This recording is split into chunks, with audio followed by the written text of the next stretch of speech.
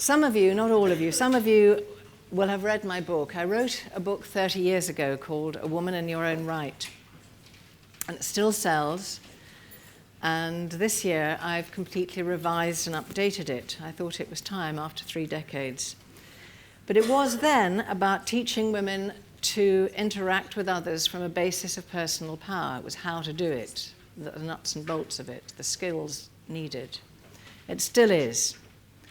It still revolves around personal power and how this differs in profound ways from conventional forms of power, which we experience in hierarchical structures within our families, organizations, the whole of society.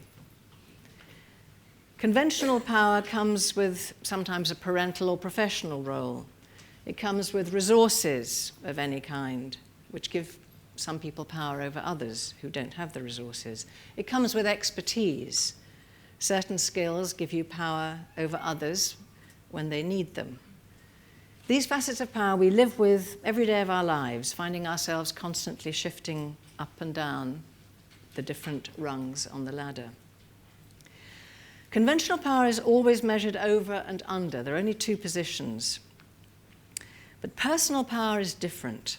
Personal power comes from an internal, not an external source. It's not a power that is conferred by others. It's something we grow and nurture inside ourselves. This is the kind of power that I've addressed all my working life, because despite any outside power we may have, we can still experience an internal sense of powerlessness. Powerlessness can be felt in response to intimidation or harassment. We can feel powerless to challenge unfair criticism or cruelty, powerless to disagree effectively with others.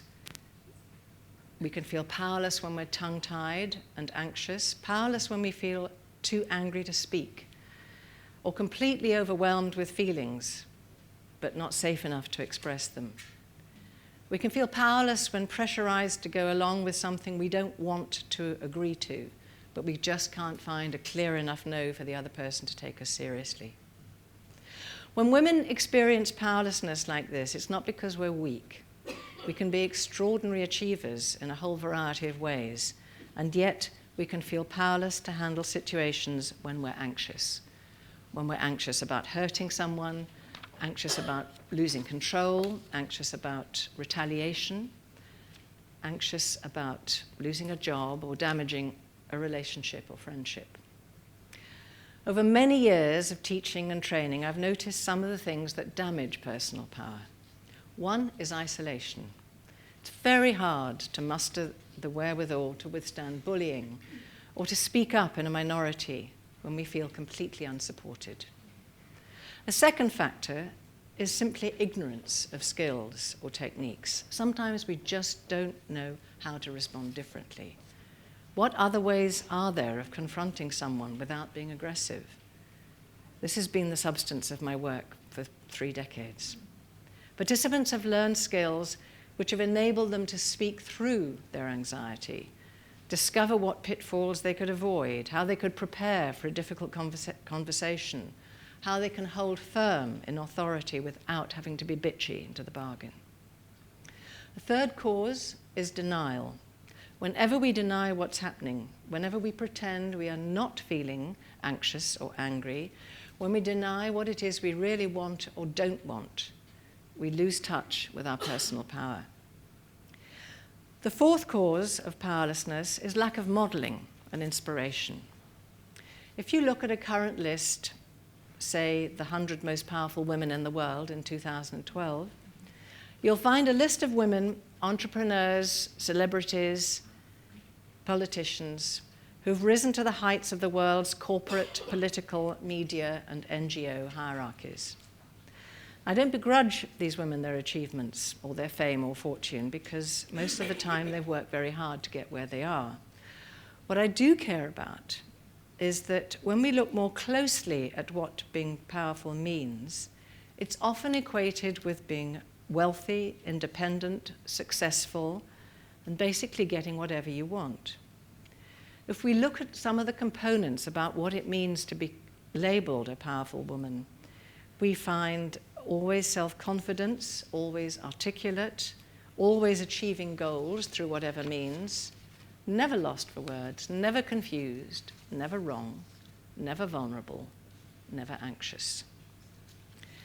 Aspects of power like this fit perfectly within the traditions of conventional power. These have been conferred on some women within the systemic hierarchies of the world. This is exactly the same kind of power enjoyed by men for a long time exclusively, which is why when women reach the higher echelons for the first time, it doesn't usually go without note. We're told the first woman to achieve this, the first woman to be this position. But what concerns me is what happens when they get there. When women actually attain positions of power of this form and finally manage to inhabit the august halls of professional, political, and corporate power, what changes? Do new brooms sweep down these corridors of power? Do we see a more human approach emerging? Do women help other women to rise? Do they model power without oppression? Do they model any alternatives to the norms of aggression, self-interest, dishonesty, or the insistence of short-term gain over long-term benefits? Do women appear as bringers of a new order, or is it simply business as usual?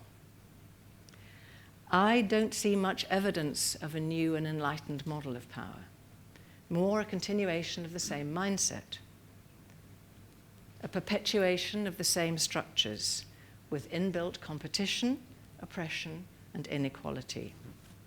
I see less evidence of female solidarity these days as well than 30 years ago. Individualism as a value seems to dominate, breeding more competition than collaboration, more detachment than loyalty, more self-centeredness than compassion. And there's even now a faint embarrassment about the idea of feminism these days.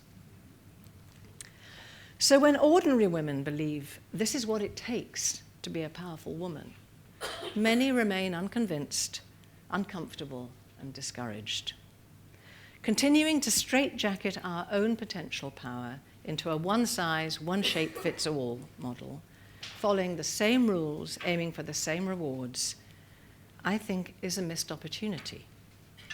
Women's power within the hierarchies of the world is quite different from what I might call woman power. Woman power appears in many forms, but there are certain features that you can recognize. The first is often a concern for equality, which entails a move away from exclusive focus on self-empowerment to include other empowerment. You notice a concern for others who are vulnerable, who have less access to resources of all kinds, and a willingness to speak for them, even to fight for them. A second is the quality of integrity, which emanates through woman power. Occasionally, this may demand a challenge to the status quo, a willingness to put oneself on the line, to stand in the minority, to risk ridicule and even failure as a commitment to one's integrity. Being true to oneself, the experience of doing what you do because you have to, not for personal glory or gain. A third quality that can be discerned in woman power is emotion. Instead of dismissing emotion as irrelevant and childish, there's a lot of passion involved. Women who model woman power have learnt to harness their grief and anger and use it as fuel for their commitment. Woman power is wise enough to know the difference between anger and aggression. And although the aggression is a norm today in many forms, you notice a rejection of aggression and a preference for compassion. Compassion is inclusive and extends to all human, even non-human inhabitants of the planet. This particular quality is rooted in the recognition that connection to others through relationship is more life-giving and life-sustaining than treating people as objects, units of labor, or mere statistics. Linked to this is the quality of nourishment. Whenever you're in the presence of woman power, you feel nourished, physically, emotionally, or spiritually nourished. There have been many women who inspire me personally. You won't find them at the top of any corporation, but they exemplify woman power in the following ways. Here are just a few. Fawzia Kofi is an example, a woman who risks everything in fighting for education for girls in her country, fighting for the freedom of her own daughter and every Afghani mother's daughter. There's a council of Catholic nuns in the States who, after spending their lives serving the sick, the poor, looking after children and immigrants, began to question church prohibitions on women serving as priests, on birth control, on the acceptance of same-sex relationships. This resulted a few months ago in a strong reproof from the Vatican, with a threat to place them under a strict pastoral guidance of the bishop, a bishop. I spoke to one of these women recently, and she told me they were still, as she said, in dialogue, but they will not back down. That quiet determination and resolve to uphold their integrity is, for me, inspiring. Vandana Shiva, a scientist, ecofeminist, and environmental activist in India. She spent years challenging virtually single-handedly the might of 5 global corporations who have sought to own the earth by pushing through legislation to make themselves owners of patents of every kind of seed. She fights for sustainability, to protect the value of biodiversity and her people's rights to water and food. I've been inspired by the passion and the voice of Kate Tempest, a woman in her 20s, a young rapper, whose words are angry and poetic as they describe the despair of life for disadvantaged young people and poor housing estates in the UK. Another face of woman power for me is Julia Romp, a single mother of an autistic son, George, who could only communicate with the cat. When the cat went missing, she spent months and months in frantic efforts to find the cat, which was eventually found in another county. So there was a happy ending. This speaks to me of the extraordinary power of a devotion which refuses to give up. This was true of Mrs. Sisulu when I met her in Soweto before apartheid ended, when her husband Walter was still in jail with Nelson Mandela. After 6 weeks there, I asked her what on earth kept her going in the fight against apartheid.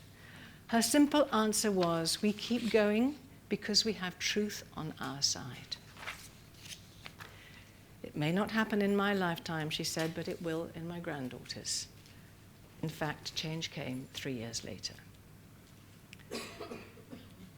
Witnessing woman power, for me, is a truly humbling and inspiring experience. But we can all do this in our lives.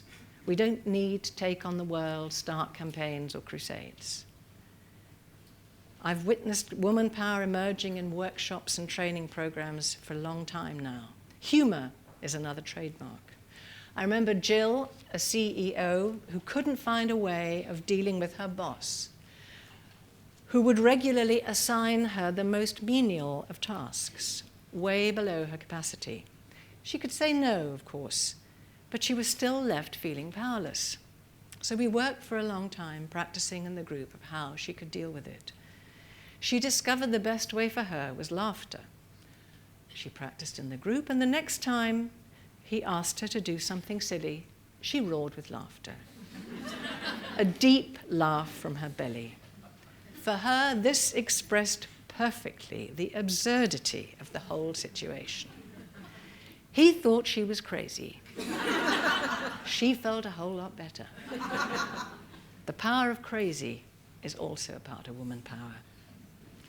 Choosing to respond with compassion instead of aggression is not beyond any of us. We inhabit a world where qualities of vulnerability, dependence, slowness, and age in our own culture and many others represent all that is unwanted, even despised by our consumer society. How do we respond to this? Do we personally challenge injustice and dishonesty when we encounter it? Can we walk away from a compromising conversation? Can we voice disagreement with someone without getting into a fight about who's right and wrong? Can we model a power rooted above all in care for others? Can we embody the fierce love of anger instead of hiding behind platitudes like, that's the way things are these days, or there's nothing anyone can do about it? Can we find the voice to say, no, that's enough, no more? I think we can. Women in their workplaces might use their voices whenever they do manage to rise into positions of hierarchical power. Their own voices to take the lead in emphasizing the importance of relationship with colleagues over isolation, of collaboration rather than competition, taking time to treat people as human beings, challenging the stranglehold of the audit culture in which nothing has relevance unless it can be measured as a unit and given a price tag. I really believe it's time, in fact, well past time, when women need to express more woman power. Not only for themselves, for those they love and care for their children, for those men who are partners, brothers, colleagues, friends, some of whom may realize the disadvantages and the human cost of continuing aggression, but are not sure of any alternative. I believe we can show a different kind of power, one that is needed now more than ever in a world which has lost its heart.